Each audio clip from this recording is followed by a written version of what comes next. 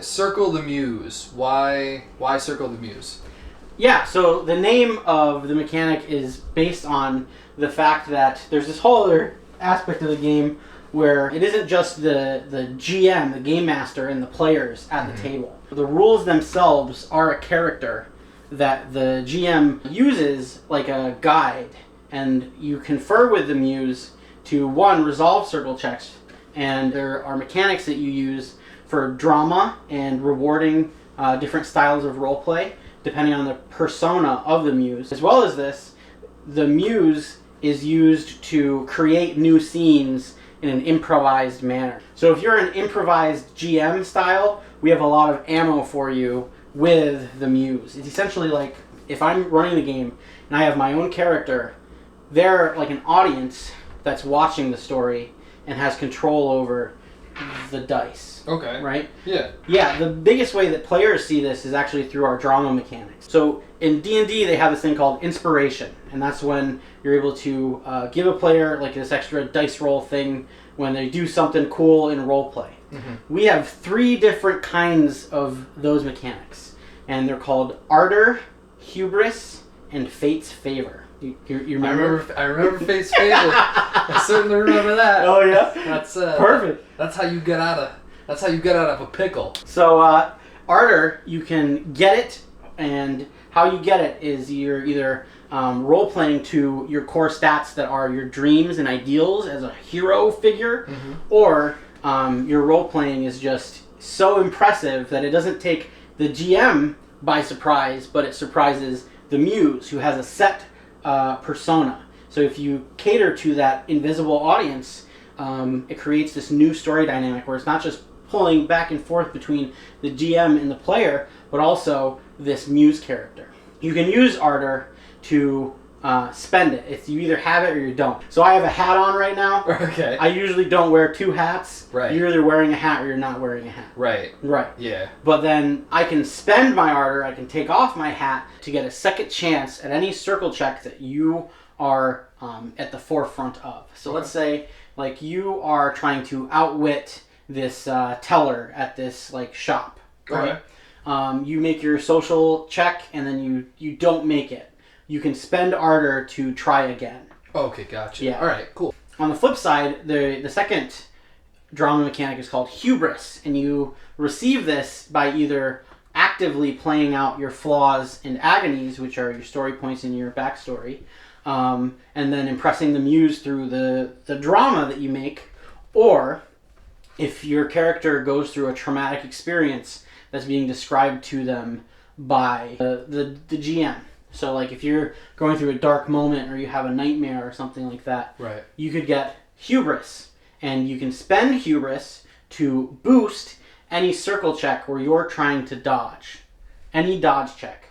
So like if you're getting attacked, if you're getting a magic spell cast on you, or if you have a falter check where you're trying to save versus damage, then you can boost that with Hubris. So it seems like as long as you're playing to your character, you're going to get some sort of bonus for that. So either you're playing to your skills or you're playing to your backstory. Mm-hmm. And Yep. then you'll get Ardor for skills and Hubris for saving throws, essentially. Okay, Yeah. cool. All right, Yep. sounds good. Mm-hmm. And then you gain Fate's Favor.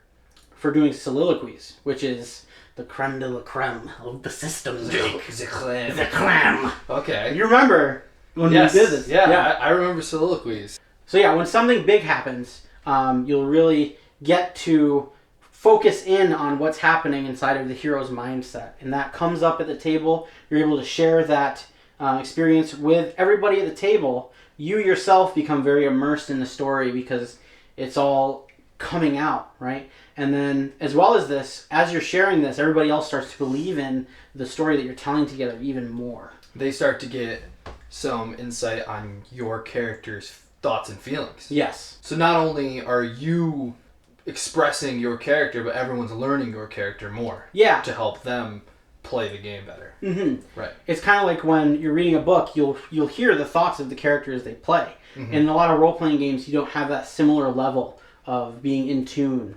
And it's crazy. For example, Jake, You remember when you got your mouse back? Boy, do I. Yeah? Yeah. Yeah. So, Jake, can I ask you a question? What? Can you give us a soliloquy? Okay, so this is the scene, all right?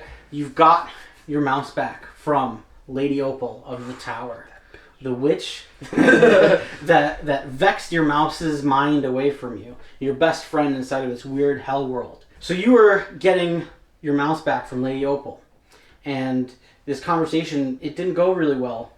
What happened? Well, I don't really remember the conversation. All I remember is that when I received Alfar back, he didn't seem the same. Yeah. Everything was a little off, because before it was such a strong connection between the two of us, and now it seems like he's gone. Like there's just a part that's not there anymore. Like I don't know him anymore. So that's what happened. And I believe that my soliloquy at the end of that session, I don't remember it verbatim. Well, you just, give us a fresh one off of the press. Right off the press. All right. He's in your hand. He's in my hand. He's looking at you. My friend, something isn't right. What happened? What have you seen? What have you heard? What have you done during our time apart?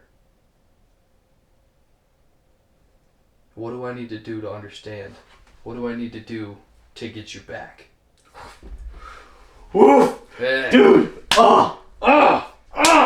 And those are the kind of moments that we have every single game session. Now I miss my mouse. Now you miss your mouse!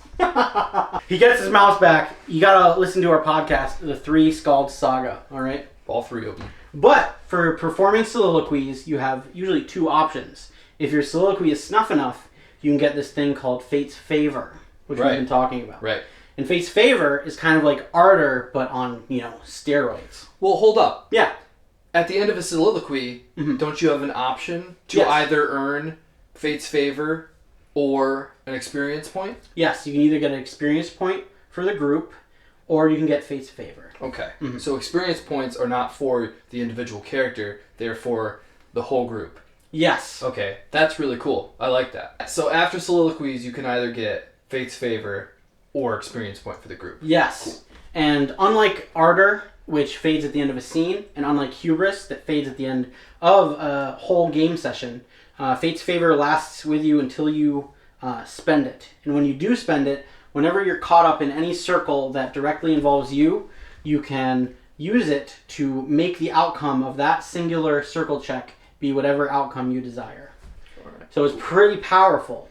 Now, as I remember, if you have Fate's Favor, at the end, you don't use it, the next soliloquy, you're not able to get another Fate's Favor. No, you don't get two Fate's Favor. You have one Fate's Favor, and then until you use it, and then you can earn another Fate's Favor, but they don't stack. Yeah, it's like wearing a hat. You're either wearing a hat or you're not wearing a hat. Well, speak for yourself. I wear two hats all the time. All right, Jay. All right. This is a very, very immersive game, and it really brings the best of you out, and it just brings all your energy out, and all your creativity, your imagination, it just poured out onto the table, and everyone's having a great time. I had a great time doing it. I can't wait to play it again. It's great.